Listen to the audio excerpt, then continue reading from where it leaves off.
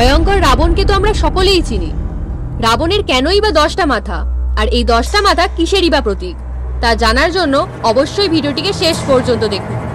লঙ্কার রাজা রাবণ, তিনি রাক্ষসদের রাজা, এটাই তার একমাত্র পরিচয় নয়। বিশ্রবা মুনির ঔরসে কৈকসীর গর্ভে তার জন্ম। জন্মসূত্রে তিনি ব্রাহ্মণ তো বটেই, অসীম জ্ঞানের জন্যও তাকে মহাব্রাহ্মণ নামেও ডাকা হয়। তবে রাবণের সবচেয়ে বড় পরিচয়, তিনি কবি এবং গীতিকার। রাবণ রচিত গান, কবিতা আজও মানুষের মুখে মুখে ফেরে, যেমন শিব স্তোত্রম। অবাক লাগলেও এটাই সত্যি, শিব এবং কালী বন্দনার অনেক স্তোত্রই রাবণ রচিত, যা পরে পুরাণেও ঠাঁই পেয়েছে। রাবণের 10টি মাথা কেন? রাবণকে নিয়ে বহু মিথ প্রচলিত আছে, তার 10 মাথা নিয়েও কম গল্প ছড়ায়নি।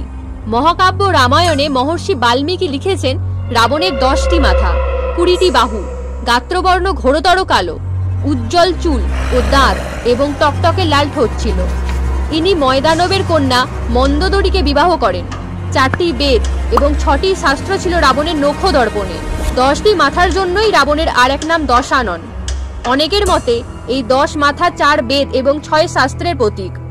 আবার অনেকের ধারণা এই 10টি মাথা বিভিন্ন প্রকারের শৌর্য ও ভালোবাসার প্রতীক। কোনোটার সঙ্গেই বাস্তবের কোনো যোগ নেই।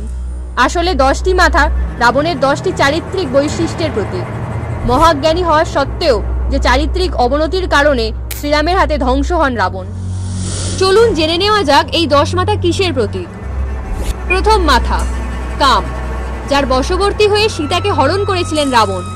দ্বিতীয় মাথা মদমত্ততা, নিজের জ্ঞানের ওপর অতিরিক্ত বিশ্বাস। তৃতীয় মাথা অহংকার, নিজেই সেরা এমন মনোভাব, যার কারণে ভাই বিভীষণ, কুম্ভকর্ণ এমনকি পুত্র ইন্দ্রজিতের কথাতেও কান না দিয়ে রামের বিরুদ্ধে যুদ্ধ চালিয়ে যান রাবণ।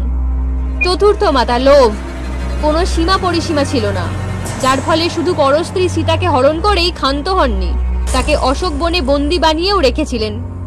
পঞ্চম মাথা ক্রোধ, যার বশবর্তী হয়ে সত্য মিথ্যা বিচার না করে শুধু শূর্পণখার কথাতেই প্রতিশোধ স্পৃহায় পাগল হয়ে গিয়েছিলেন রাবণ।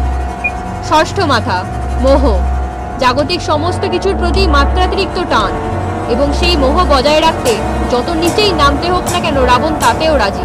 বালির সঙ্গে যুদ্ধই তার প্রমাণ। সপ্তম মাথা মাৎসর্য, সহজেই হিংসা জন্মাত রাবণের মনে, যার ফলে পরের জিনিস হস্তগত করতেও বাধেনি তার। লঙ্কার সিংহাসন থেকে ভাই কুবেরকে সরিয়ে নিজে রাজা হয়ে বসা এই মাৎসর্যের বশবর্তী হয়েই হয়েছিল। অষ্টম মাথা জড়তা, নিজের অহংকার এবং লোভ এমন জায়গায় পৌঁছেছিল যাতে অন্যের আবেগ ভালোবাসাও তার কাছে গুরুত্বহীন হয়ে যেত। নবম মাথা ঘৃণা, এই রিপুর বশ এই বিভীষণকে লাথি মারেন রাবণ। দশম মাথা ভয়, এটা নিজের অবস্থা, সম্পত্তি হারানোর ভয়, যার ফলে ভুল পদক্ষেপ নিতে বাধ্য হয়েছিলেন রাবণ। রাবণের এই 10 মাথা জাগতিক সমস্ত চাহিদার প্রতি কামনা বাসনায় ভরিয়ে তোলে, যার ফল অসীম জ্ঞানী হওয়ার সত্ত্বেও সপরিবারে পতন। রাবণের 10 মাথা নিয়ে আপনাদের কি মন্তব্য অবশ্যই কিন্তু কমেন্ট করে জানাবেন, এবং ভিডিওটি ভালো লাগলে অবশ্যই সাবস্ক্রাইব করে দেবেন।